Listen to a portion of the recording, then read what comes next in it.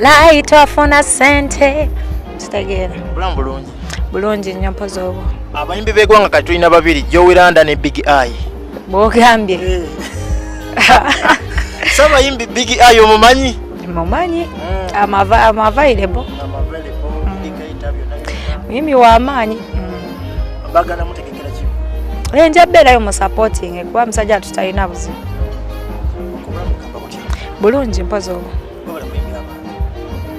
Abantu mbagala nnyo kubanga nze ndiwo ndi Ssaabasanyusa oba Nnaabasanyusa mbaliwo sanyusa abawagizi bange. Tutandikirewo ennyimba z'oyimba zino ez'okumukumu ofa kinensi. Abantu bagala music liwe nali simba za kumukumu era mwali temumpagira bulungi. So tulina okyusa mu strategy ate kiri mu kunkolera because ennyimba ezisinga tuta teasers by the way just abantu tebannakitegeera bulungi. Most times tukola olima mu studio tuta teaser. Kabanga ka teaser katini ka introduction oba verse mtubaze tutadde luyimbo officially. Ennyimba zenine eziri officially out kuliko twafuna Rebaita X kuliko Sugar Mama abajambula ne feeling ezisigadde zinenda tetunazita kutinga olwaka million tetunabaluta.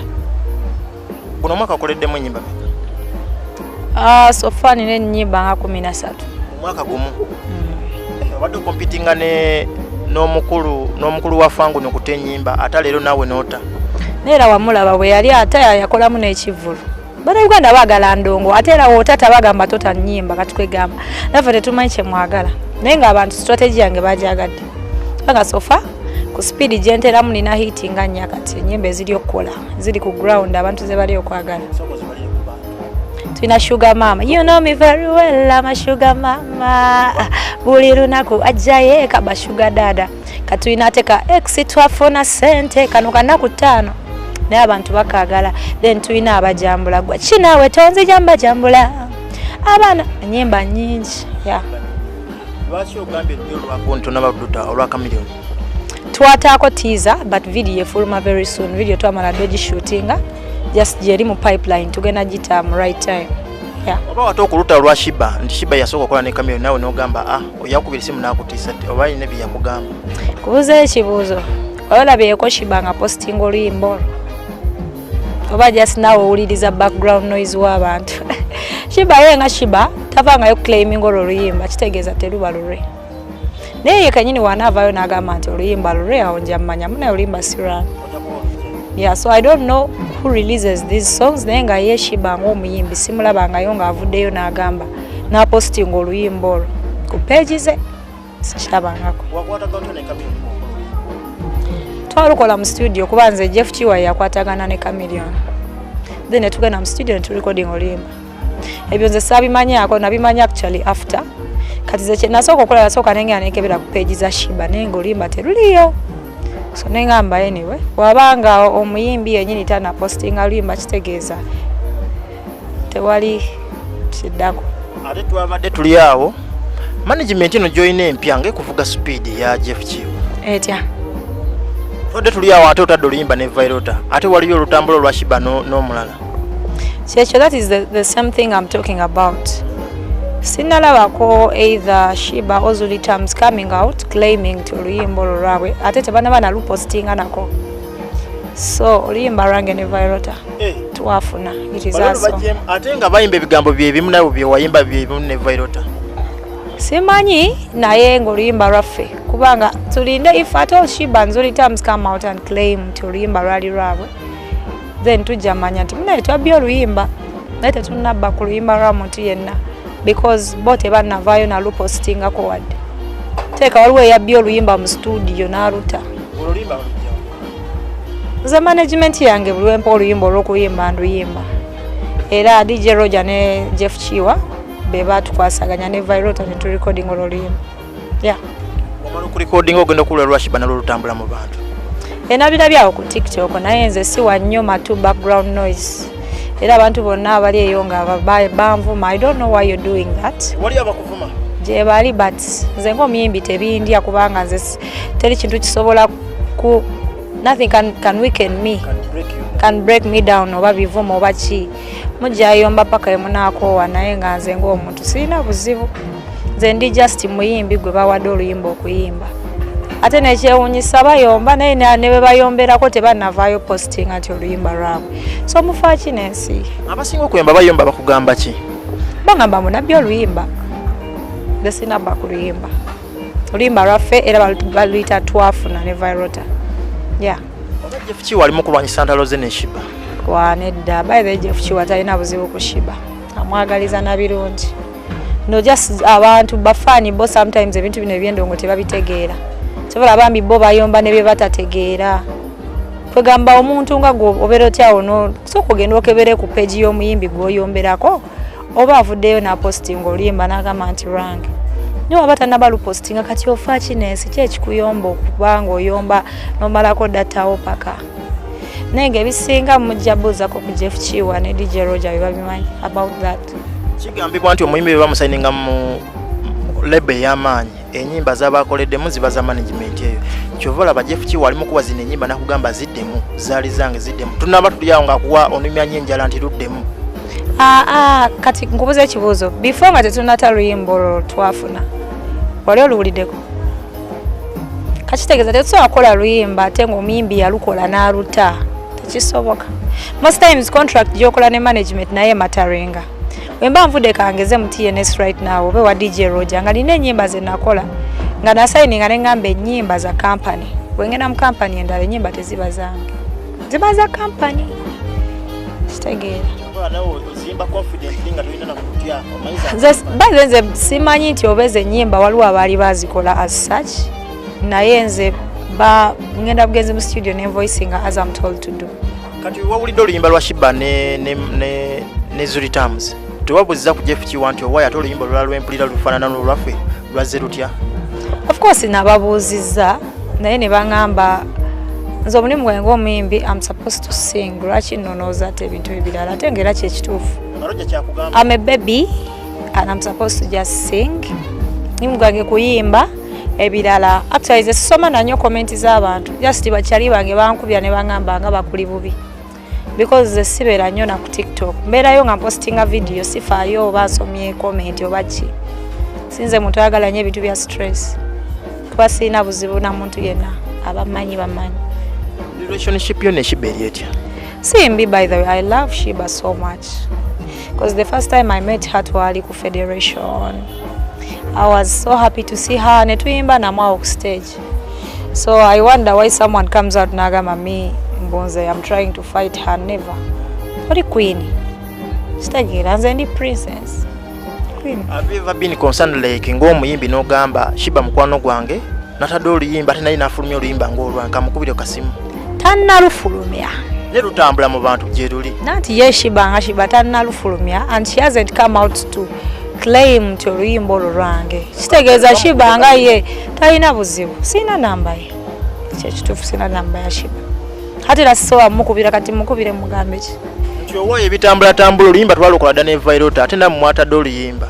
Sheebah tannata ku luyimba olwo because I've not seen her post it. Kabe Zuri Terms. Naye kati gwega munnamawulire osobola omunoonyaako n'omubuuza kuba ze sina namba ye. Kyo kirekawo omukwano gwo ne Sheebah? Ate era tuli ba mikwano. Sheebah already muyimbi w'amaanyi ate wakabi tasobola kuddawo ate n'alwanira luyimba n'abayimbi bato kitegeera. Naye ndowooza kiba tekikola sense. Era we namusanga nze nja muwahaga. Omugambe n'omugamba tuluyimba nalutadde oba ogenda mugamba alukulekere lwaki tomugamba n'alukulekera? Sheebah talina buzibu kubanga tannavaayo gamba nti oluyimba lulwe just bano abalina background noise be bangi. Anti awo wennyini woba omugambye nti Sheebah nkwegayidde mami oluyimba lundekere. Ebisigalo ojja bibuuza Jeff Kiwa ne DJ Roger. Be babimanye about that. Yeah. So video byonna ya buli kimu kiri settled. Oluyimba luli out nebaza mukama nti luli ku trending everywhere. YouTube streams nyingi, shazams nyingi ne challenge munaku nnya tuli mu bita 15 tugenda mu kakaaga. Kitegeeza oluyimba lukola bulungi nnyo. Thank you so much. Timu ne siripo ekutwala etya ne DJ Roger? Bantwala bulungi. We are very hard working lately. N'abantu bakiraba nti Jowy Landa yakyukamu. Tuli busy tute ennyimba nyingi ate ennyimba zonna z'amaanyi. Abayimbi muliyo bano? Simanyi bayimbi balala naye manyi nze gye ndi. Tomanyiyo banno balala baliyo? As the most times tuba tukwatagana ne Jeff tuba tugenda mu studio ate era ankubira ne tukwatagana na picking and tugenda mu studio simanyi nnyo byabayimbi balala sijja kulemba ne okuva Jeff yata Sheebah abagenza afuna abayimbi n'abasayini nga naba droppinga bwe tutidde monti nawe ajja ku droppinga mu speed buli omu alina ensonga lwaki takyaliyo olinza osanga nga contract zaabwe zaali ziweddeko naye mmwe temubimanya ne batamala na mwaka so signinga contract nga ya myezi ebiri bisoboka. This is business. Naye nze nkolagana yange ne Jeff Kiwa bakwatagana ne DJ Roger my boss ne bakwatagana nti bamanaging Jowy Landa naye ate nze nina empisa ndi mukakamu era most people know me era mbeera neewunya omuntu okuvayo nanjogerera ebintu ebitakwatagana oyo abaheta kubanze sina buzibu sivangayo nevuma muyimbi yenna oba neŋŋamba ono ali biki I'm always in my lane. Yeah. So management erina amateeka ge yateekawo nti owaayi tukusayinize naye bino byolina okola bino tolina bikola muzovu ebyempisa no just era ng'omuyimbi okukuuma brand nga yamaanyi oba tolina labikira buli wamu oba mu mabaala buli kaseera oba olina okubanga brand yo gikeepinga high ate neesanga nga nze sikozesa biragalalagala oba wabivaako tibikozesangako omuntu akozesa ebiragalalagala aba bifaanana yenna aba yakoggakoga nga ali awo alinga naye nze nnyirira nina n'amatama manene so nze sikozesa biragalalagala ate nina empisa sijagamba nti ndi perfect buli omu abaako ne bad side naye nze mpuliriza nnyo bakama bange kyabaŋŋambye because I want to be big and hotter. Yeah. Owaayi twawulidde nti manager waako twala DJ Roger baamugobye gy'abadde akolera baamugobye yeegobye ajja ku managing nabiwulidde naye ate nze mulaba akyaliyo ku after 5 kati nange byansobedde namubuuziza n'angamba owaayi palapasewo abantu ye akyaliyo era ku after 5 kwali newenjogerera kati agenda kumpewo emirimu gyabwa manager giba gimutwala ebintu tubikwasaganya kozi tulina tiimu nene. DJ Roger is a CEO, is a team leader. Kati yate tulina tiimu y'abaana, tulina road manager, ground manager, abaana baba bakwasaganya omubira ne Papa Jeff Kiwa ye ebya music studios biki tega buli kimu kiri balanced. Omugaga Jeff Kiwa yagenze London yakutwala ddi London? Ngenda next year London by the way. Ngenda kuba ndongo. Yeah, by the way flight yange agenda soka. Okufuluma mwensi like okufuluma. Yeah, so I'm so excited. Tingenda sookera ate munsi yakabi nenga Jeff Kiwa ali London yajoga twafuna sente ayi twafuna sente babazadde baba wa mwente obwedda bukiripo abumpereza nga bashuga dada bali wali anyiga sugar dada. So bookings zawe yazikufunidde ya buli kimu kiri sorted ate kati endongo n'abantu bagiwulira buli omu asobola ofiringa akaliro. Sinaba confirming but next year I'll be because tukola nnyo ate endongo eri ey'amaanyi we are not stopping. Yeah. Tugambe nti omuntu wayambuka afuna abalabe bangi nti nawe abantu abatandise okuvuma ku TikTok ne ku Facebook bazerwa success gyotuuseeko saawa zino. Si balabe naye just bambi bawugusiddwamu katini kubanga ate bonna abanvuma banjagala deep down in their hearts baddawo ne baga kati bambi bakakazi gatutuvuma kati nabo tebamanyi lwaki bayomba naye nga si baheta just bambi bakita batyo kubanga nawe tomanyi kyoyombera naye ng'ekituufu okimanyi Jowy Landa talina buzibu ate nga n'akayimbye bulungi nnyo. Yeah. Nawuliddeko wakoze statement emu n'ogamba abaana banvumye n'engejja n'ogejja akabina. Wabula newaza osoma comment ezo naye era nga bakyali bange bazimpereza mu inbox naye nziraba naye ate munaye nze nga nseka busesi because nze tosobola kumbreakinga because of abuses because nabiwulira dda nze banvumavuma ne mpulira nga oli ekintu ekitali kituufu tekinnuma so banvumye ne mpulira nga n'ennyashi egezze ala nti yagaana naye bambi temunvuma nnyo naye ate oba oyagala osooka onvuma it is okay. Muyimbi munagamba ati grenade. Abula byadda simanyi naye grenade like ajali akola endongo mulaba ata music. Yeah. Yafuluma tieni sino giyingira. Ine ensonga zenga omuntu lwaki yavaayo. Oba kiringa nga ennaku zino buli omu osanga omuntu naye nga ex wa muntu. Si gwe gwabasookeddeko. Buli omu aba n'ensonga lwaki abavudde watu. Abantu balowooza nti gwe yamulimirira avaayo goyingireyo. She is a grenade mwagala nnyo omwana eyampa hiti yabbada. Kitegeera akayimba ko nga kakola nnyo. I appreciate Grenade so much. Yakubanga yanzikiriza n'entuula mu kayimba ke. Abantu bakitwala nti wegatta ne DJ Roger ne mumulimirira mu muyingiro wa Jeff Kiwa. Ala Jeff Kiwa oyo mulaba. Tasobola kola na muyimbi nga tayagala kola naye. Kubanga abayimbi bangi abagala kola naye yasogamba ya. Now I can work with this artist.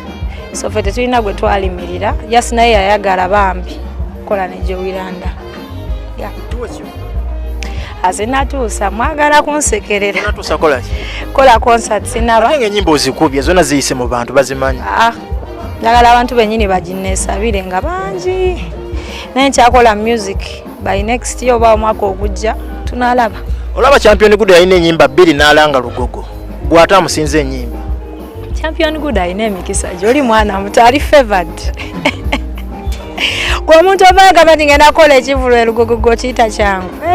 Mukwana. No. Naye nga nja kukola eyo mu maaso. So guno omwaka nga tugumalako ogenda kumalako na nyimba zino ze watadde ze zigenda okumalako omwaka oba olina ekira kyogenda okuta? Ngenda ta oluyimba lwange baluyita feeling. Wulire ebbaala onkubisa mu bbaala teri kuba macupa mu bbaala. Olwo tugenda ta video ya Roy Agwada. Then by December tugenda ta video ya Jose Chameleon. Yeah. Tulina videos zonna ziri twazikola ziri awo zirinze kuteebwa. We are so ready. Yeah. Tebakutwale mu kkooti olw'ennyimba controversy zolina mu nnyimba ez'enjawulo ezo. Kooti ki? Okuwabira mu mateeka. Ng'ani ampaabira? Oddiramu ennyimba zaabwe.